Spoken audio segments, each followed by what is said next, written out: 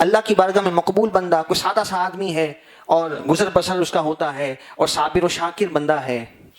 تو وہ اللہ تعالیٰ کی بارگاہ میں مقبول ہے. اس بارے میں اپنے آپ کو اطمینان میں ہمیں ڈالنا ضروری ہے، اور اس کے لیے نبی پاک علیہ الصلوۃ والسلام کی انتہائی جامع حدیث مبارکہ حضور علیہ الصلوۃ والسلام نے ارشاد فرمایا کہ جو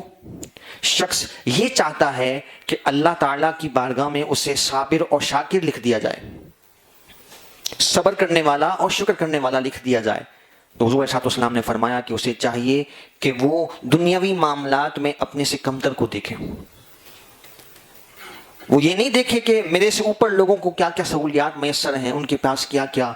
فیسلٹیز ہیں، کیا ان کے پاس مال و دولت کی کثرت ہے. اور یہ بھی میں آپ کو حقیقت عرض کروں، تجربے کی بات ہے کہ جس کے پاس مال و دولت کی کثرت ہے اس کے پاس دوسری پریشانیاں ایسی ہیں کہ وہ شاید ہم سنیں تو ہم یہ اللہ کا شکر ادا کریں کہ اگر ہمارے پاس پیسے نہیں ہیں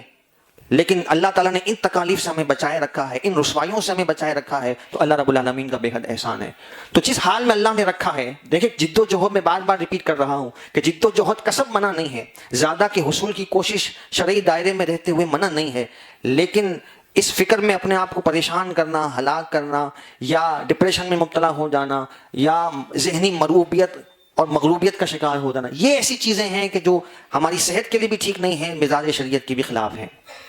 تو حدیث مبارکہ میں عرض کر رہا تھا کہ نبی پاک علیہ السلام نے فرمایا کہ جو اللہ تعالیٰ کی بارگاہ میں یہ چاہتا ہے کہ اسے صابر اور شاکر لکھ دیا جائے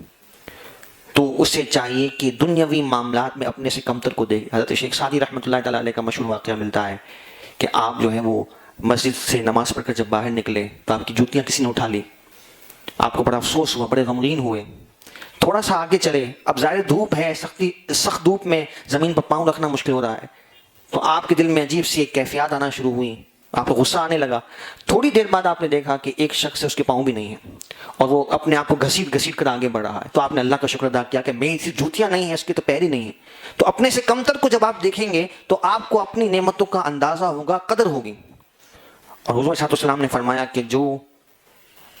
اخروی معاملات ہیں، نیکی کے معاملات میں ہمیشہ اپنے سے اعلیٰ شخص کو دیکھے کہ فلاں شخص اتنا نیکوکار ہے، تہجد گزار ہے، کوئی نماز جماعت سے اس کی ترک نہیں ہوتی، قرآن پاک کی تلاوت بھی کرتا ہے، تسبیحات بھی کرتا ہے، اور درود پاک کی کثرت بھی کرتا ہے، فلاں نیک کام میں وہ مشغول ہے. تو حضور علیہ السلام نے فرمایا کہ جو یہ عادات اپنا لے کہ دنیاوی معاملات میں اپنے سے کمتر کو دیکھے، اخروی اور نیکی کے معاملات میں اپنے سے اعلیٰ تر کو دیکھے، تو اللہ تعالیٰ اسے اپنے صابر اور شاکر بندوں میں شامل فرما لیتا ہے. یعنی وہ خوش نصیب لوگ کہ جو صبر کرنے والے اور شکر کرنے والے، اور اس کے انعامات کتنے ہیں وہ قرآن کی آیات میں کثرت سے صابرین و شاکرین کے فضائل کو اللہ رب العالمین نے ارشاد فرمایا.